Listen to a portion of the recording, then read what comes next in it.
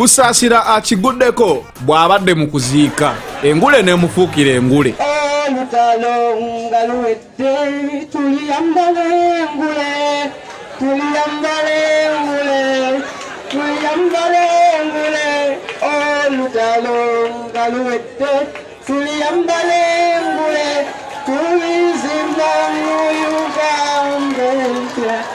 Kati nefulusinga naye ayingidde. Nyabo sigala yawo dokita obusosoze nga buwedde tuliyambale engule, tuliyambale sigala yawo. Ono dokita ogenda muyimbira akako mu Uganda empya. dokita w'abakyala gwe tuziika. Kati tumalirize. Aha, tandika. Tuliyambala Tuliyambala engoye masamasa. Olutalo nga luwedde tuliyambale engule, tulizimba mu Uganda empya. tuliyambala Lekerawo. Naye nze mbadde njagala Kusasira ayimbeyo akayimba k'eddiini ye kayagala kusibwa. It is the final channel, Zanella alongside SPV Graphics. Today tulina tukaite kabozi. Kate kusasira bamugambye okuyimba oluyimba lw'engule sitanza zonna ssatu wabula ngera kusasira omanyi akakuba akayimba mbu anoonya mata g'abaana yabagambye nedda sijja kayimba nze noonya mata g'abaana. Kunono kwabadde mu kuziika waliwo omusawo w'abakyala eyafudde. So Honorable Betty Namboza akwata akazindaala yimba nti olutalo nga luwedde tuliyambale engule. Kusasira ayimiridde amutunulira mugamba tovaawo yimba akayimba kano nange kuba kaddiini sikabya bufuzi nga bolowooza. Kusasira yaganye okuyimba akayimba nga yagamba nti akakayimba yawulira nga ak'ebyobufuzi kwegamba wadde mu kuziika wabadde ye yalowoozezza nti kati bali mu ngule ya Bobi Wine. Kumbe nga Honorable Betty Namboza agamba tuziike omuntu waffe ono atambulire mirembe okusisinkana Katonda we.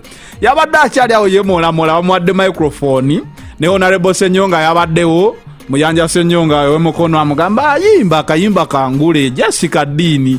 Fulufiga n'abuuka eri n'akwata ye n'akoolobya n'amala n'amugamba kati naawe goberera nze ojja kayiga mpola mpola. Naye kati kyembuuza oluyimba lw'engule luno twali tuteesaawo nga tugamba lwa ddiini lwa byabufuzi. Nze ndowooza embeera gy'oba ofunyemu oluyimba yeeruwa kye lulina okubeera because twadiscovering that original oluyimba luno it was a war song. Lwali luyimba lwakozesebwa mu ntalo, lwali luyimba lwa nga onoogamba we shall overcome someday, ebintu bwe bityo nga okufa kyekintu ekimu ekisinga okunakuwaza abantu. Nga kati oluyimba lw'engule luno lulina okuzzaamu nnyo essuubi. Olaba otya kyogamba abafuba pate emu eya yero bwe bafa abo tebalina kuyimba luyimba olwo. Nze ndowooza bwe tubeera mu mikolo nga gino egy'ennaku kuziika emikolo nga ddala twawule ebyobufuzi n'omulamwa because era oluyimba lubeera nga baluyita engule mu kufa luyimba lukolayo okujjako nti mu people power era engule ate lwo lwa ssanyu. Kale sina lwa ssanyu lwa ssuubi ngera wolaba nti no mu kufiirwa obeera ogamba omuntu ono avuddewo naye tulina essuubi tuli musisinkana mu ggulu eyo. Ndowooza kyekikubisa oluyimba olwo. So nze ndowooza Kusasira yakoze ekintu kibi nnyo obutayimba luyimba lwa ngule. Newe yandiluyimbye n'ateekamu n'eggono yandinyonyodde mukama we nti nabadde mu kufiirwa, nabadde mu nnaku nga nina okuwa abantu essuubi n'essanyu n'okugamba nti mu lunaku olw'omazuukira tulisisinkana nga ffenna twambadde engule ne Katonda waffe.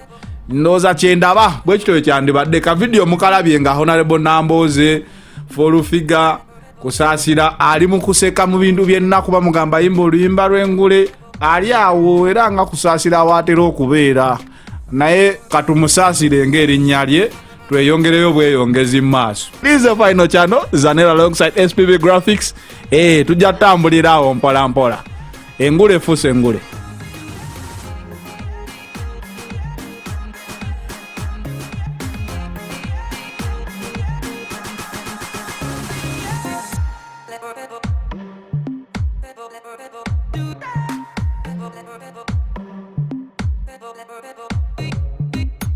go, go,